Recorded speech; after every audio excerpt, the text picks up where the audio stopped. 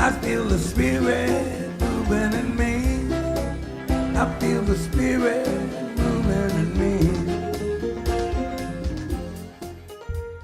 Good morning and welcome to Unity Maui. And let's see, we are going, let's see. I can just move right along here and mention that Reverend Blaine is still enjoying his vacation. So I'm Adam Lightplay filling in here. We got a wonderful day. Marianne is not only our musician, but also our speaker today. So it's going to be a really fun day.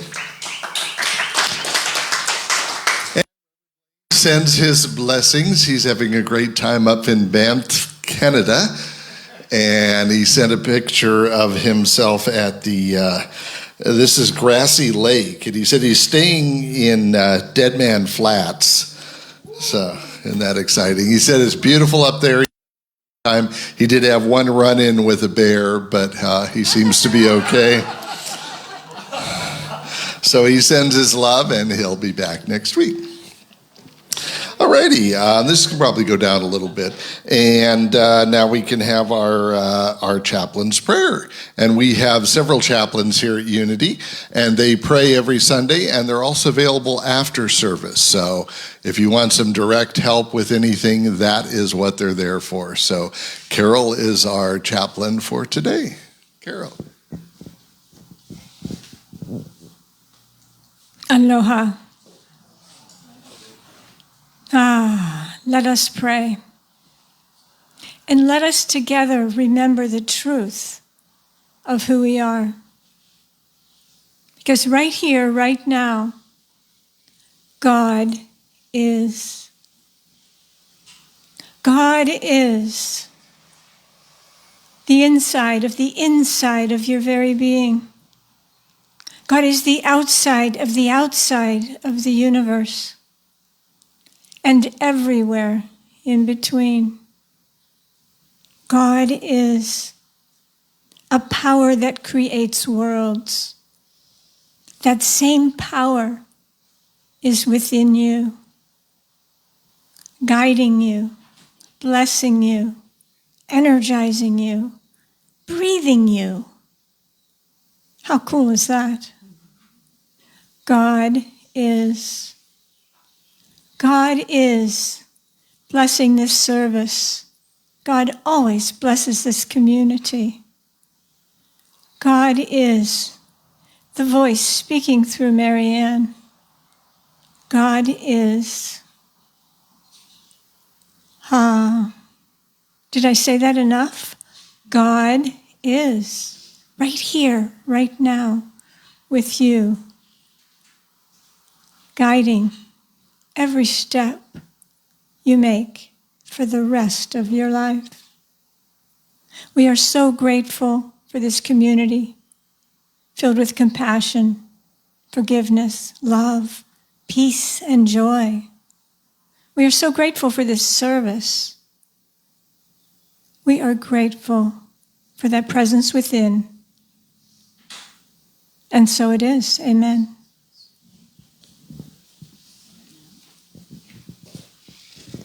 So a reminder, the Carol will be here afterwards. If you want some directed prayer, she will give you one of our powerful Unity spiritual mind treatments and help you.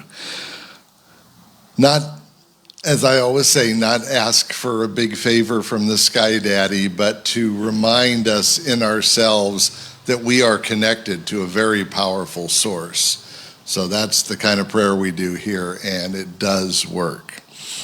All right, next up is the Daily Word. And I see Mike with the Daily Word on his knee there, so that's a good indication that he's our man for the day. Aloha. Blessed. All things work together for good. In my life, I am blessed. If someone asks me how I'm feeling, I may smile and simply respond, I am blessed. I may have bills to pay, maybe a few headaches and pains, but I remain aware and I am an expression of God. I know wherever I am, whatever I am doing, God can never be further away than my next thought. While I may not believe challenging events are blessings, I will likely feel blessed when I respond from awareness of God's guiding, loving presence within me. Rather than reacting anxiously, I proceed calmly and with confidence, trusting divine order, knowing I am blessed. I radiate faith that I pray helps others recognize the blessings in their own lives. The Lord bless and keep you. The Lord make his face to shine upon you and be gracious to you. The Lord lift up his countenance upon you and give you peace. Numbers 6:24 through 26. Mahalo. Thank you, Mike. All righty. Well, we got music today, but today, because Marianne is also our speaker, the music's going to be right there in the middle of the talk, so you never know quite what you're going to get. So it's going to be exciting, and hopefully I have all her slides in the right order. So Marianne Anderson is a seeker, as well as being our speaker, she's a seeker, and she's one whose search for the meaning and truth has led her into many different places of worship: the church, the temple, the mosque, the sweat lodge, and nature, all those places where God is. She believes that good and bad are an integral part of the human experience, and that every choice we make has consequence, from what we do and say to how we conduct ourselves in life. She believes in kindness, and that if practiced diligently, it will lead us to a deeper understanding of ourselves and others. And that mercy is one of the greatest qualities needed in order to bring about peace, not only temporal peace, but inner peace. Ladies and gentlemen, we are so blessed today to have Marianne Anderson. You've got your mics there.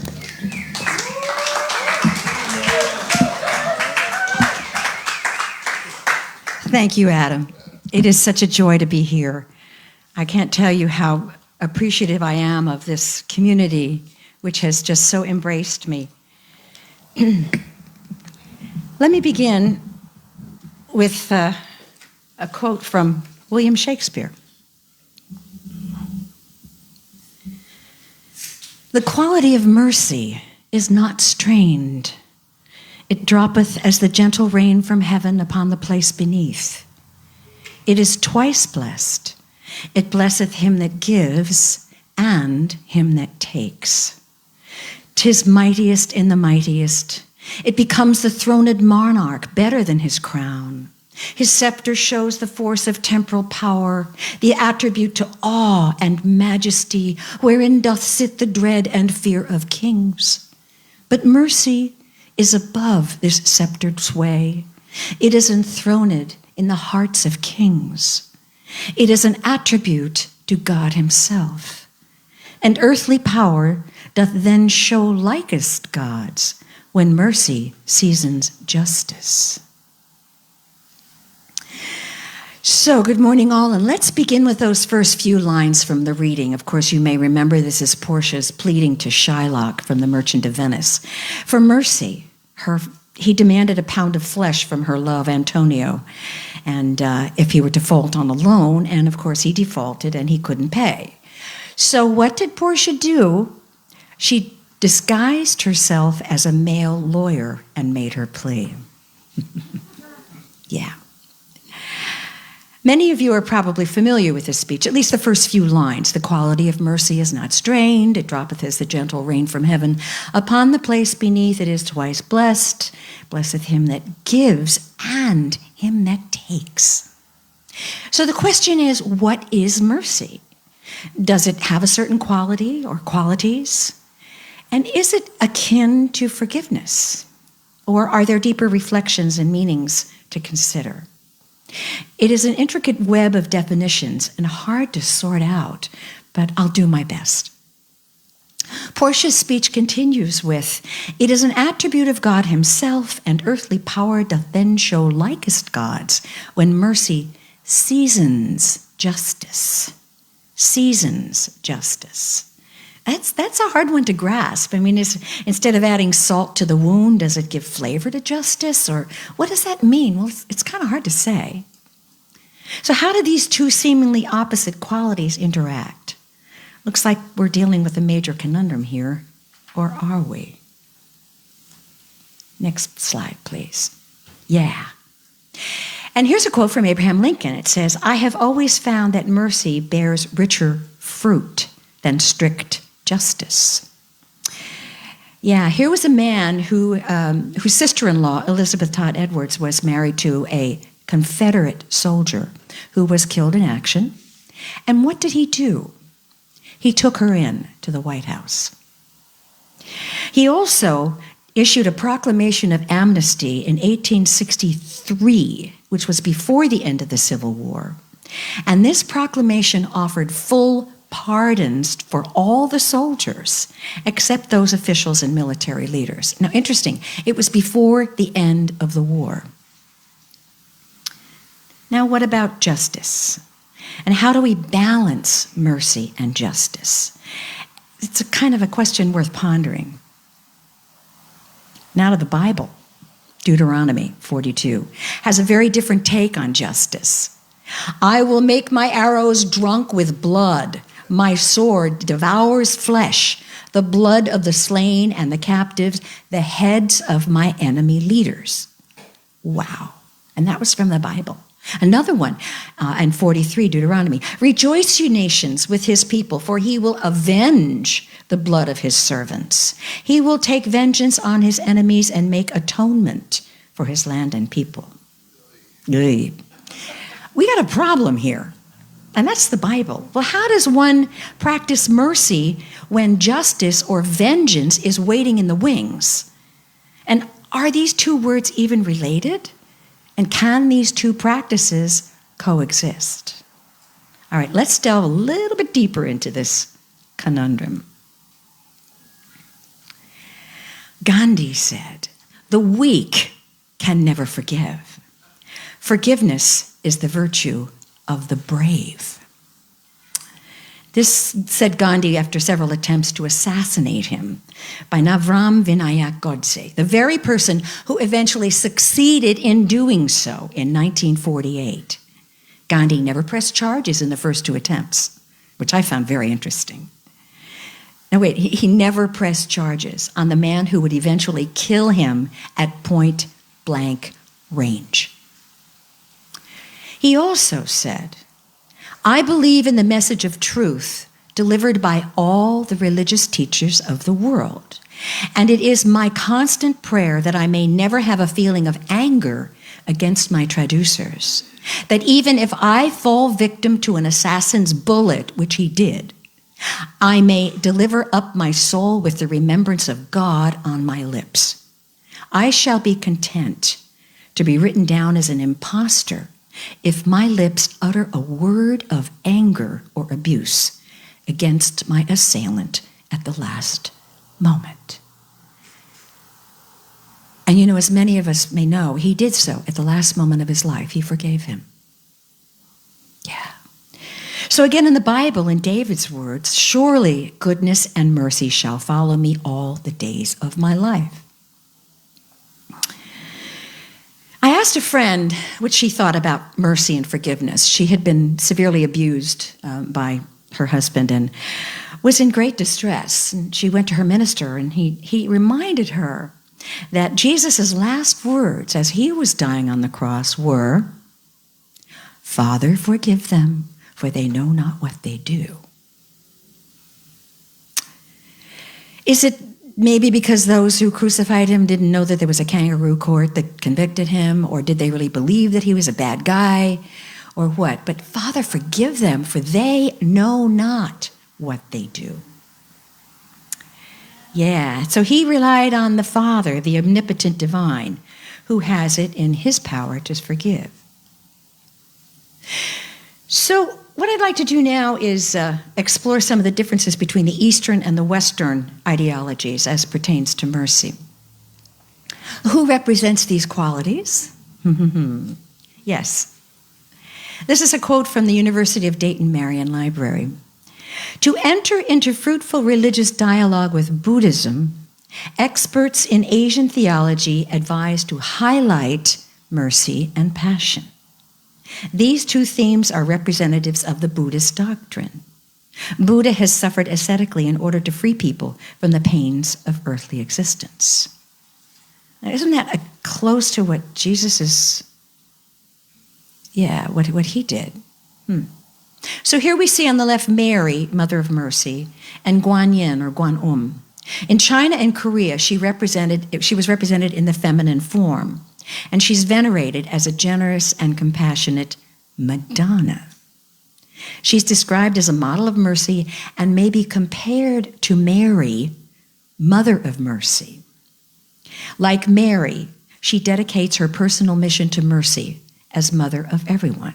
So here you have the Eastern and the Western symbol of mercy in the Mother, the Madonna, the Mary, and the Kuan Yin. Well, there are differences between them. Guan Yin is not a historical figure. She's an icon. She personifies the Buddha in Mahayana Buddhism. She's not a goddess and should not be mistaken as the feminine of God. She's a bodhisattva. Yeah, and bodhisattvas are enlightened beings who choose to stay on earth as examples of the Buddhist faith to follow. So her mission is mercy, which leads to nirvana. Mary's mission is mercy and peace.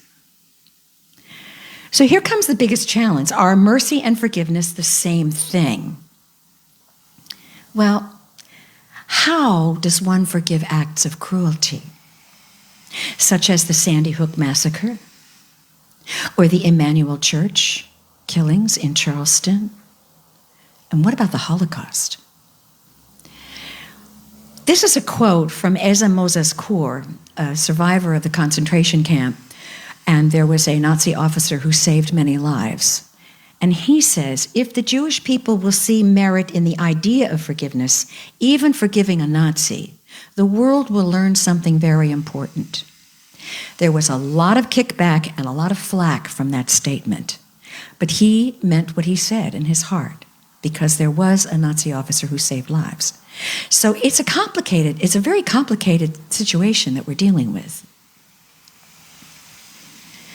We can probably assume that most of these who can forgive are motivated by their faith. May God have mercy on your soul, one of the Emmanuel Church members said. And let us remember my friend's story about the minister in Jesus on the Cross and her abusive husband. Then there's the mother. I think this is probably the most poignant quote that I've found. The mother of one of the Sandy Hook children. She said, on a personal level, it is impossible to imagine, this is a hard one, being able to heal from the devastation of kneeling on the frozen earth beside your baby's grave. But she went on to say, surrendering debts takes time and does not mean forgetting. Forgiveness releases another from the debt you feel owed and gives your heart permission to heal rather than keep score. And that has more to do with us than them. So I'm going to sing a song for you, and I'm going to invite John to come up and play this with us. I really searched a lot to find just the right song. But here's a quote from Jonathan Lockwood Huell. Forgive others not because they deserve forgiveness, but because you deserve peace. Forgiveness is the fragrance that the violet sheds on the heel that has crushed it. Yeah, interesting quote. Mark Twain. Mark Twain. So let's return now to the subject of mercy. There are, in fact, 7 corporal works of mercy.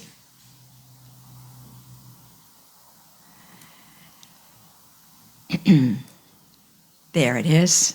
And you can't read that, so I'm going to read it for you. It's Caritas, the 7 Acts of Mercy, pen and ink drawing by Peter Bruegel the Elder in 1559. Anti-clockwise, if you look from the lower right, it's a little hard to see, but let me tell you what they are. Feed the hungry, give drink to the thirsty, ransom the captive, bury the dead, shelter the stranger, comfort the sick, and clothe the naked. So let's look into those 7 acts of mercy. Feed the hungry. In my opinion, there are far too many children and people in our country who aren't getting proper nutrition. Not from the school lunches, maybe filled with carbs and pizza and burgers, or from the simple lack of food, either in the home or even in the pantries, many of which are emptied out before they're even stocked. So I ask myself, when I see somebody who's showing off on TV a $5,000 purse, and I always ask myself the same question: how many nutritional school lunches would this buy? That's my bottom line when I see exorbitant spending. Don't worry, it's down. 2, give drink to the thirsty. I'm holding it down. Thirst, it's a very interesting word, thirst. I mean, it can have several applications. Of course, thirst for water, the basic need for survival. We can't survive without it. But then there's thirst for information, and there's thirst for safety, and thirst for freedom. Quench the thirst in the best way you can. Help others, however possible, to survive in an arid world. And for heaven's sake, help to heal this planet of drought caused by climate change. 2, ransom the captive. So many people are wrongfully accused and remain in prison all over the world. Look at the Innocence Project. Look at the ransoms that we've paid for prisoners. That's a ding to remind us something. Number 4, bury the dead. There are various methods of burial, as we know. There's the traditional cemetery burial, there's cremation, the Neptune Society, and there's even the planting of one's remains in pods that become trees. And in China, there are forests of these trees that the grandchildren can go and visit. Isn't that interesting? 5, shelter the stranger. There's so many ways to provide. Just look around and see the abundance we have here. There are solutions. We just need to implement them. Provide safe, low-cost housing to so many who've lost their livelihood. Look at the fires, how many people have lost their homes. In India, it's a very typical and common tradition that if someone is traveling and knocks at your door, you bring them in, you feed them, and you give them somewhere to stay for the night. It's common practice. I lived in a little house in Pacific Grove, California, and there was a front porch, and there was a little room in front, and then there was the regular house. And I thought, well, maybe that was a dentist's office or something. But it turned out to be a preacher's room for traveling preachers, because I lived across the street from a church. And you would leave that room unlocked and leave some provisions in that room, and the preachers could come and go and never disturb the family. It was an old tradition, interesting enough, in California. Comfort the sick. That's a hard one. Sometimes it's a very tall order. I'm an empath, and I when somebody feels sick or is hurting, I hurt. I even cry at Hallmark commercials, okay? But I went to see a friend recently in the hospital, and I stood there and stopped at the door and thought, oh, can I do this? I don't know. But the moment I walked in and I saw the look on their face, I knew it was worth it. Go and see them. Comfort them. Clothe the naked. So, a lot of places where the needy can find clothing. All we have to do is donate that extra pair of clothes, of shoes, or jeans. There's the Women Helping Women over here at the Revive Thrift Store, where I'm a frequent traveler. There are ways that you can, and the money that you spend buying clothes for yourself also helps these women helping women. So the more I researched, the more qualities of mercy I found. This is interesting enough. One of them has to do with forgiveness. I found that in the 7 spiritual works of mercy espoused by the Catholic Church. So for ages, it demonstrates how important mercy is and has been throughout history. So let's take a look at these with somewhat of a different twist. To instruct the ignorant. Remember the phrase, teach peace? Or the song from South Pacific, you've got to be taught to hate and fear. Yeah, instruct them. Tell the children.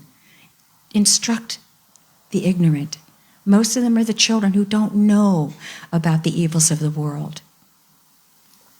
And like the Martin Luther King Jr. Peace Poem Project here, which was founded by Maui's own Melinda Gahn many, many years ago. All the children from all the islands write peace poems from grades 1 through high school every single year. And I'm privileged to be one of the judges of this and involved in that peace poem project. Valerie, you know what I'm talking about. And she also founded the International Peace Poem Project with White Garcia and Lawrence Hill. And this actually is the longest peace poem in the world and was presented at the UN in 2000. Counsel the doubtful. Engage in conversation with people and listen. Listen to what others have to say, even if we disagree with them. Let them be heard. Give them a chance to express their doubts without judgment or rebuttal. That's a hard, tall order. Admonish the sinners. Let them know what they have done is harmful. Make them aware of their transgressions. It's a very difficult thing to do. And choose your words carefully. I did this with my father very shortly before he died, and I'm glad I was able to muster up the courage to do so. But it gave me closure. Bear patiently those who wrong us. Leave pride out of the equation. And turn the other cheek, as they say. Well, that's also hard to do. And it's tremendously even more difficult when it concerns the doing something wrong to our loved ones, and especially our children. Very difficult. Okay, to forgive offenses. As mentioned before, some crimes are just, you feel that are unforgivable. But there are some people like the Sandy Hook mother and the churchgoers in Charleston who manage through their faith to do so. Look at there's a forgiveness project in South Africa where Truth and Reconciliation Commission was established to help people come to terms with the violence, the troubled apartheid past between 1960 and 1994. Desmond Tutu started that. And he said, if you can find it in yourself to forgive, then you are no longer chained to your perpetrator. 6, to comfort the afflicted. So this is a true story. The day my father passed, I went down to a church down the street to try to talk to the priest, and unfortunately he was engaged in something else and very busy. And I waited and I decided, okay, well, so I went outside and I sat on one of the steps and I just kind of went into this meditation point. And a woman I did not know came and sat right down next to me in silence for a good 10 minutes. And then she just put her hand on my shoulder and left. Yeah, wow. Pray for the living and the dead. I once heard a talk called Go to the Funeral. It does make a big difference to the family and loved ones, and also connects you to a higher source of solace. Your presence matters. And I've lost the 18th page. Hold on. Is that it? Yes, it could be. No. Well, I'm going to close right now, and I think we've got one more quote, but I have a song to sing for you. Yes, here we go. Basically, what my closing page says is that it's been a very interesting journey for me to study the qualities of mercy. Is that it, Barbara, right there in my... No. To me, it's the yeast that rises very slowly. It's the water that flows of its own accord into the ocean. It's the fire that burns, that gives warmth and strength and safety. And it's something that sometimes we have to wait for. So I always pray for the patience to wait. Because, you know, if patience was my middle name, my first name would be M. I don't mean to end it on a joke and just ad-lib that. So I want to thank you. I would welcome any discussion you have about this subject. It's pretty open for discussion, and I know we all have our own personal opinions on it. But I just wanted to share what I learned and how I feel about it. Together we say, the light of God surrounds us. The love of God enfolds us. The power of God protects us. And the presence of God watches over us. Wherever we are, God is, and all is groovy. Is that on there? Okay, I'm sorry. Maybe that's just the way we did it in my old church. Where I live, there are rain.